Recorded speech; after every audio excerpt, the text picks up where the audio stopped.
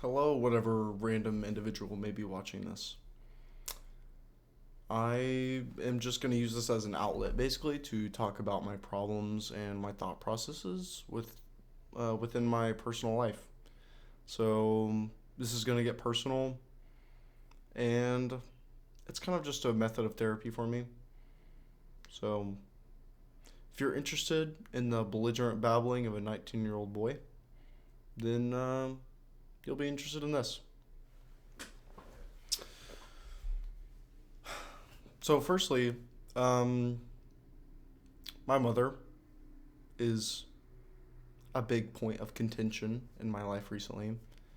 She's always been very great to me, and especially like growing up, she raised me basically. My father worked all the time, and I maybe saw him 4 times a year,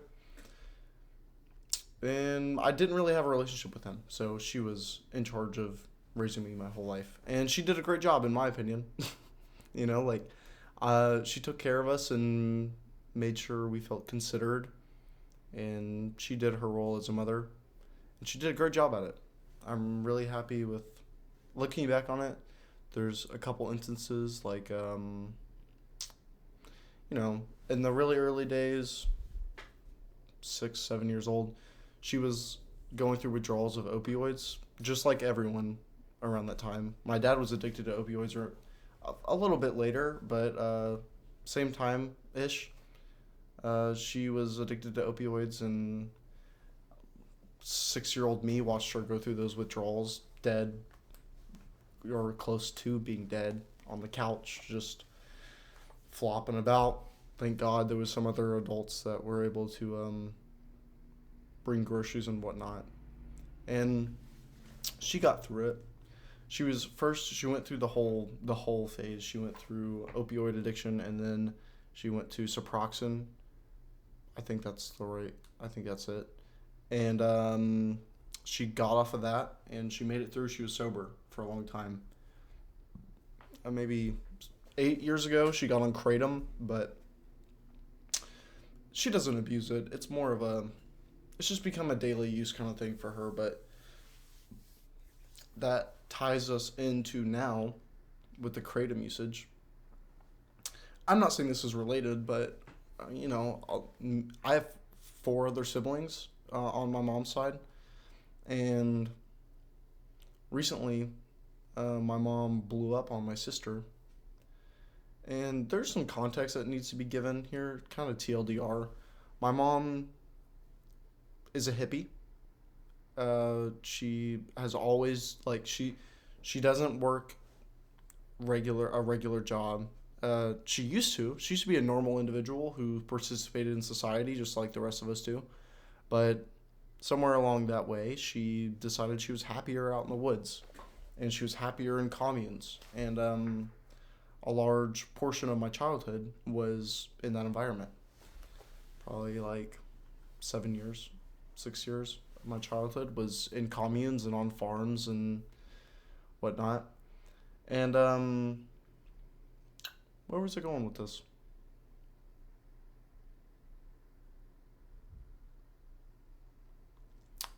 I was just trying to say that's a good idea of who my mom is. Um, and she's always been the type that she'll start something and never finish it. I feel like we all know people like that. Maybe we are those people. I know I struggle with that, but runs in the family. So, um, but she's always been the type of person, and maybe about a year ago, she got this idea to start doing dirty soda. You may know there was a dirty soda trend that kind of began with the uh, the Mormon wives. I don't know. The Mormons started the dirty soda trend, from my understanding. And she saw that was blowing up. She got intrigued by the idea, and for the first time that I've seen her in my life, she took some initiative and actually did the damn thing. She spent a lot of money in it. She invested in it, and she started this food truck selling dirty sodas. I'm gonna try to refrain from specifics because I'm going to be airing out a lot of my personal life in here, and I don't necessarily want it to be easily um, traced. You know, I don't need anyone reaching out to anyone I actually know. This is supposed to be a personal thing for just myself, really. Um, so I'm going to do my best to keep it that way. But she started this business. She did the terrible decision that a lot of new business owners do, is she tried to incorporate her family into it. That first failed with my grandma, and then she tried to do it with my sister, and that brings us back up to speed with what it, like, she tried to work with my sister after my grandma, and the kratom is also related to this. She did this big event that was highly anticipated. She knew it was going to turn out well, and she had my sister working with her to help her with the event. And they got through the event. It was like 2 days. They were counting up the money. They made like $5,000.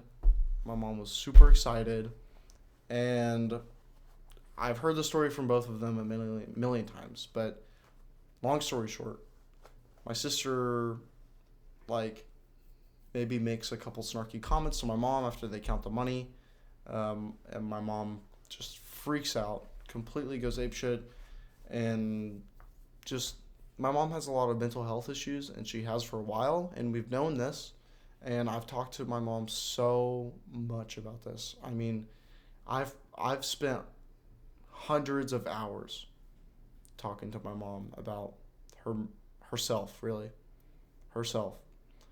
And as I grow and she grows, you know, new boundaries get set in place, and she knows it's unhealthy to kind of use me as a therapist, and I know it's unhealthy, but it's hard, you know, like, I love her a lot, and when she comes to me with problems, I want to talk to her about them. I want to help her if I can. But it has gotten to a point where it's been unhealthy, and especially in this situation, that was shown greatly because she just immediately came to me with all of this, and it was overwhelming. I mean, like, within this month of October, from the 1st to, I think it was the 17th, she called me 22 times. Just talking, we talked about that situation every time. But I've gotten kind of off track here. She blew up on my sister and started talking about how, like, you know, sometimes she feels like she doesn't want to be here anymore. And about how the family doesn't like my sister, and just a long list of things that you shouldn't say to your child, ever. I don't care how you're feeling. It's just not acceptable. And look, some more information about the situation. My mom is like 47. My sister is 29. So we're all adults here. All her kids are adults at this point. I'm the youngest.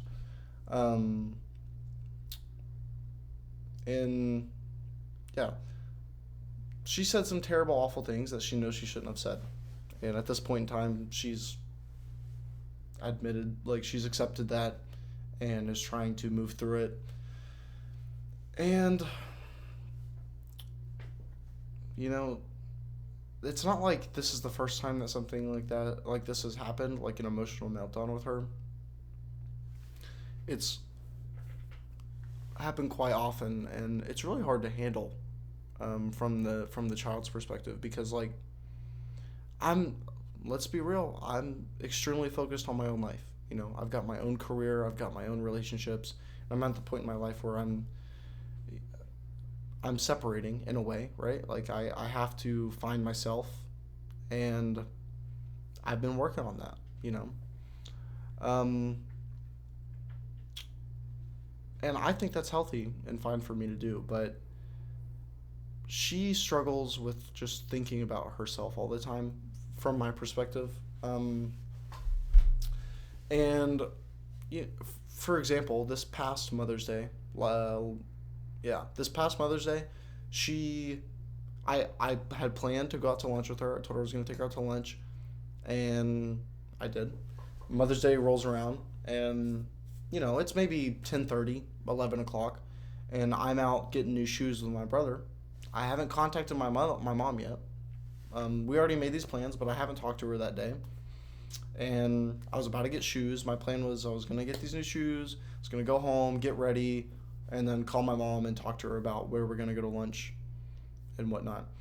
Um, but instead, while I'm out shopping for shoes, she calls me, hysterical, freaking out, asking me why I hadn't talked to her all day, and like kind of accusing me of like not caring about her, and telling me she canceled all these other Mother's Day plans because I had made these plans with her, and about how like I was basically just wrong for setting up these plans with her and then just not following through at all. And about she was just super upset. She was crying, very hysterical.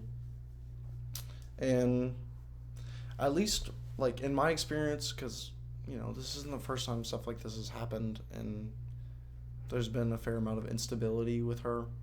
um, I basically was just like, I hear you, I probably could have done better, I'm sorry you're upset. um, don't worry, we're still going out to lunch, this is what actually happened. And that's how I keep the situation calm. But internally, it doesn't feel calm. It feels hard.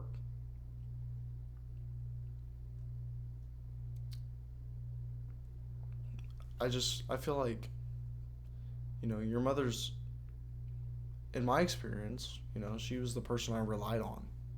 She provided for me, and in my heart, she's still that person. But now that I've grown up and, I understand, like, I grew up and I learned more and I understand more about her, and I reflect on the things she did throughout my childhood that make me perceive her differently.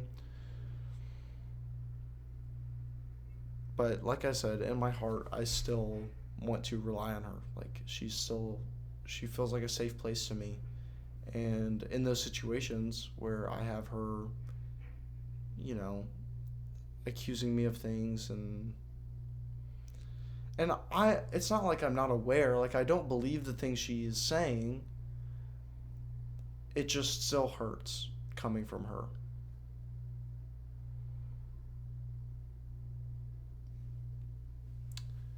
And these are things that, like, you know, I don't really fully process, which is why I'm doing this, because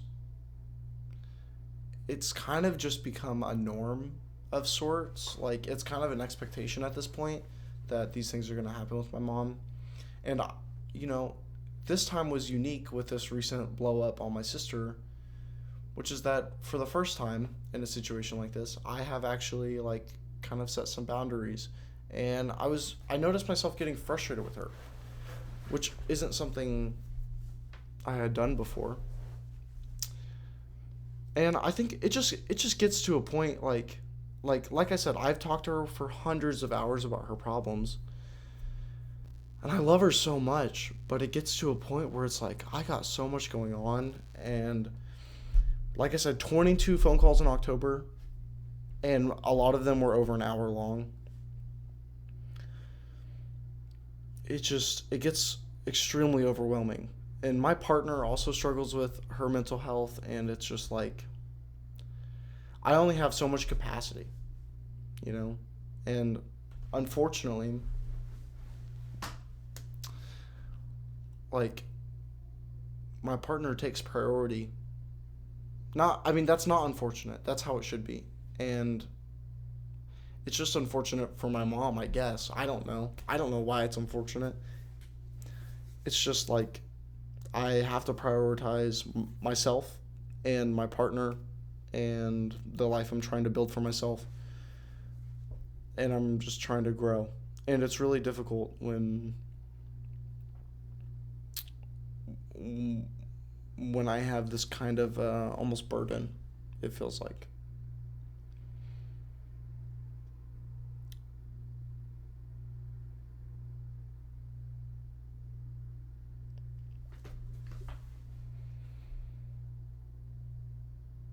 it's, I don't even know, because even when I just have recently set these boundaries, I was basically telling her, um, this isn't acceptable. Like, this is weighing on me too much. I can't handle this.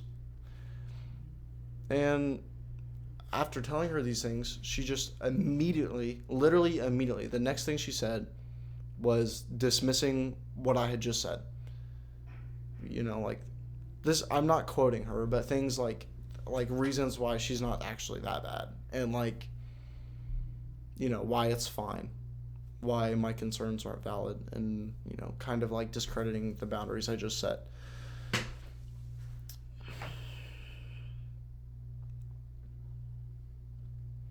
And trust me, like, I've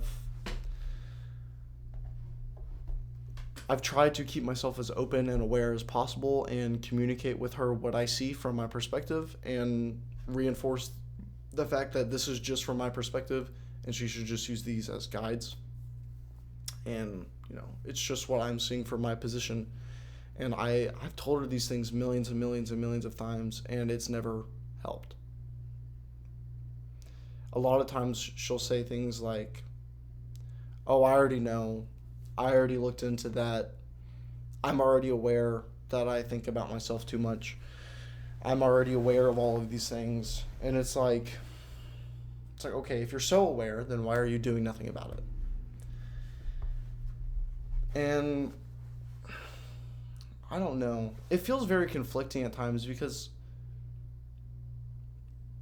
when I give her advice, I really do my best to make sure she's aware that it's just advice. That's all it is. And it's not orders. Like, a lot of times I've had issues with me giving her advice, and then she literally follows that advice directly without a second thought. Like, she just trusts what I said completely, and that's it. Or she misinterprets them. This is the worst part.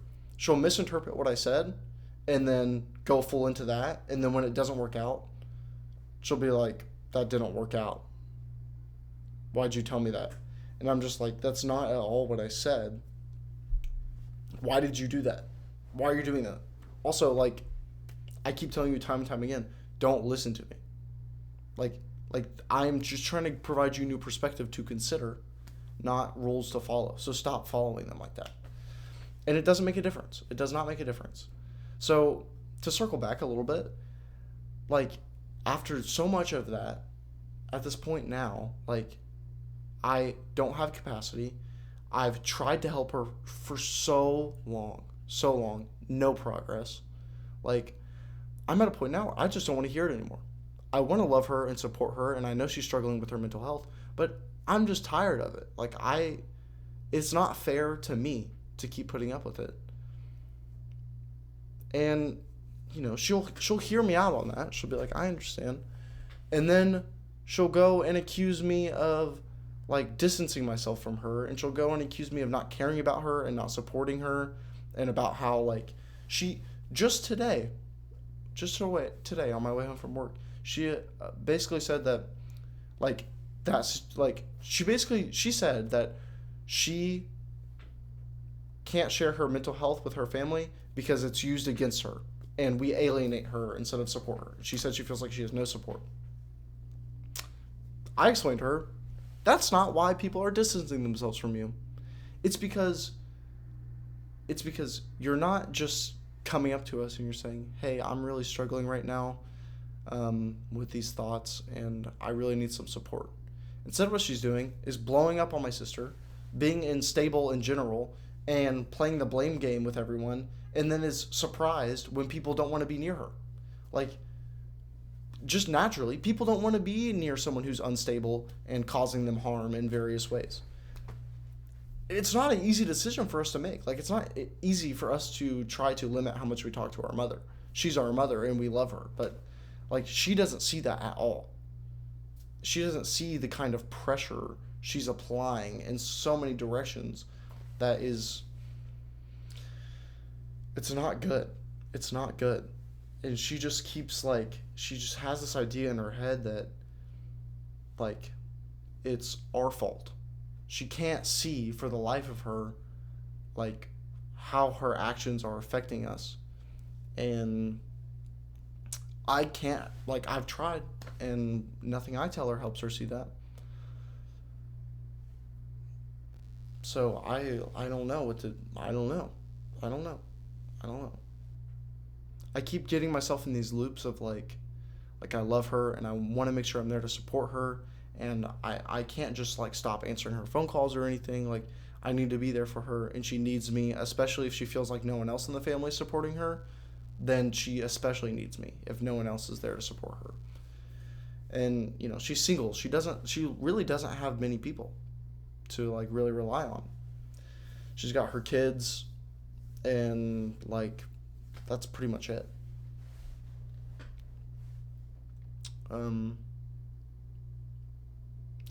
it does make me feel good though. Like, we had that conversation with me setting boundaries, I think last week, and I talked to her about, I was like, I told her, this is, your struggles are out of my capacity. Like, I can't handle what you're dealing with. You need to see a professional, is basically what I told her. And just today, I learned that she is seeing a professional. Or she just started to. Today is the first day. She's using BetterHelp to do like video calls. So that's good. That's progress. That's genuine progress. But accompanied, she's heavy into conspiracy theories, and I often will just hear her, like, just listen to her and maybe try to provide some constructive criticism on them, just trying to make her think more broadly and not take things, at first glance like she tends to do. When I say first glance, she doesn't just read like someone else's comment or something and then immediately believe them. She'll look into things, but she doesn't consider other perspectives. Like, she'll look at anecdotal evidence and just take it wholeheartedly as the truth. Which to me is very surface level. You're not really considering and I think it's really important. If you're going to go around and tell everyone that they need to be consuming borax on a daily basis, then your only evidence better not be anecdotal. And hers is. She has been microdosing herself with borax for 2 years every morning. That's not okay. And I told her this. I was like, I couldn't find, because she was like, no, listen, honey, I've looked into it. It's safe. And I was like, I'm going to look. I'm going to research this. And I did. I couldn't find a single thing that said anything about borax being remotely safe. It's terrible. And her argument was, well, borax is basically just boron with a couple like sodium and like iron and like these other basic minerals. She was like, none of that's bad for me. And I was like, yeah, but you're not just consuming boron plus sodium, plus iron. Like, they are chemically bound together, and that creates borax, which is completely different than boron. Two completely different things that react in your body completely differently. Completely. Just because borax is made up of primarily boron does not mean they're the same thing. But in her mind, she's just like, big pharma just trying to squeeze more money out of me. I'm just going to buy some borax. It's super cheap. Does the same thing. Because you could buy boron like at pharmacies and stuff, from what I know. And she sent me 2 articles from a website, and one of them was a study. I looked into them, and there was no there was no science done. It was all just anecdotal evidence of talking to people who have tried borax, supposedly. And I don't know. She can believe whatever conspiracy theories she wants, but whenever it starts affecting her health and other people around her, that's when I have a problem with it. That's when I have to step in and be like, this is not okay. That's different, and that's not okay to do. And even with that, even with the borax, I sent her a bunch of evidence that I found showing that, I could not find anything that was not anecdotal to support borax. I couldn't. But she doesn't care. She doesn't care. She's going to continue taking it. And just today, she told me she's trying lithium. She's literally microdosing herself with lithium and borax. She's going to turn herself into a damn battery. Like, I will admit, I haven't looked into lithium, like taking lithium.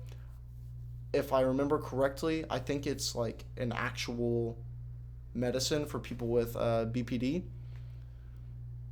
So if if what I remember is correct, then I will, like, I can accept that maybe in some cases, in a very small, very very small dosage, it may be helpful. But she does not have BPD.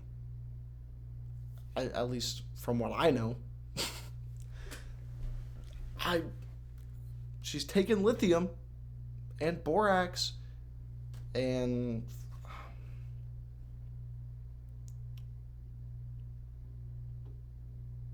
I don't know. In my eyes, it's really hard because from my perspective, like, she's just ignorant. And she's hurting herself because of it. But I can't, I'm like trying to hand her a flashlight and she won't turn it on. She won't turn it on. She doesn't want to turn it on.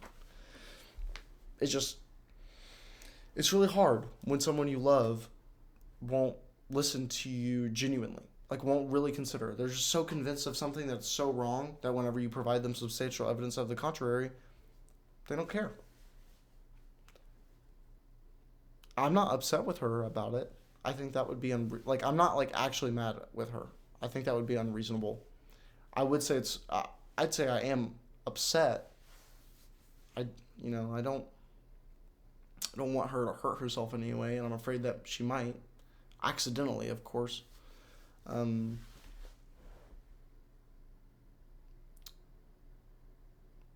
but yeah, that's about it. That is my rant about my mother recently. Um, so I will see you guys next time I need to rant about something, which probably won't be too long. So, see ya.